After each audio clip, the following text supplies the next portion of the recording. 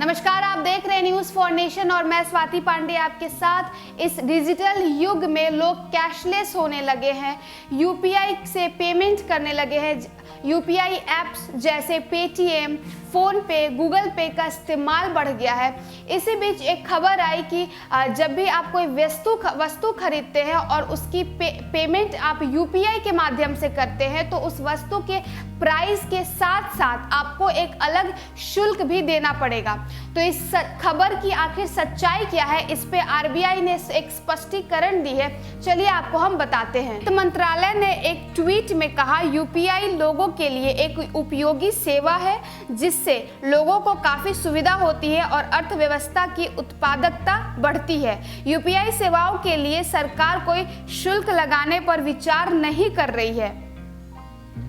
दरअसल वित्त मंत्रालय ने रविवार को कहा कि यूनाइटेड पेमेंट इंटरफेस यानी यूपीआई लोगों के लिए एक उपयोगी डिजिटल सेवा है और इस पर शुल्क लगाने का सरकार कोई विचार नहीं कर रही। मंत्रालय का यह बयान भुगतान प्रणाली में शुल्क पर भारतीय रिजर्व बैंक यानी आरबीआई के चर्चा पत्र से उपजी आशंकाओं को दूर करता है।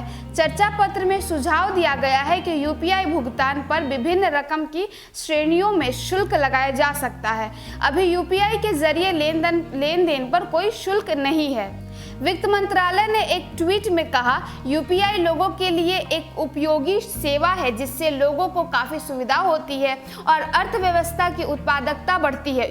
यूपीआई सेवाओं के लिए सरकार कोई शुल्क लगाने पर विचार नहीं कर रही है। लागत की वसूली के लिए सेवा प्रदाताओं की चिंताएं अन्य माध्यमों से पूरी करनी होगी। सरकार ने पिछले साल डिजिटल भुगतान इकोसिस्टम के लिए वित्तीय सहायता प्रदान की थी और इस साल भी इस तरह के भुगतानों को अपनाने और आर्थिक और उपयोगकर्ता ने अनुकूल भुगतान प्लेटफॉर्म को बढ़ावा देने के लिए इसकी घोषणा की है। जनवरी 2020 में केंद्र ने यूपीआई और देसी रुपए डेबिट कार्ड लेनदेन पर मर्चेंट डिस्काउंट रेट वापस ले लिया, जिससे यूपीआई के माध्यम से भुगतान में तेजी से वृद्धि हुई। एमडीआर के व्यापारी द्वारा बैंक कार्ड नेटवर्क और पॉइंट ऑफ सेल प्रदाता को ऑफलाइन लेनदेन के लिए और ऑनलाइन खरीदारी के लिए भुगतान गेटवे के लिए भुगतान किया जाने वाला शुल्क है। आपको बताते हैं कि ये खबर चर्चा में कब आई। दरअसल कुछ दिन पहले भारतीय रिजर्व बैंक ने लोगों से यूपीआई पेमेंट और चार्जेस को लेकर फीडबैक मांगा था। इसके लिए एक कंसल्टेंस पेपर भी शेयर किया गया था। इसी को लेकर लोगों के बीच ये भ्रम पैदा हुआ कि सरकार यूपीआई पर भी शुल्क वसूलने जा रही है, लेकिन अब वित्त मंत्रालय ने इस पर सब कुछ साफ कर दिया है कि ये जो एक अफवाह हम कह लें, ये एक अफवाह था कि जो आप यूपीआई पेमेंट करते हैं तो उसमें आपको शुल्क देनी पड़ेगी।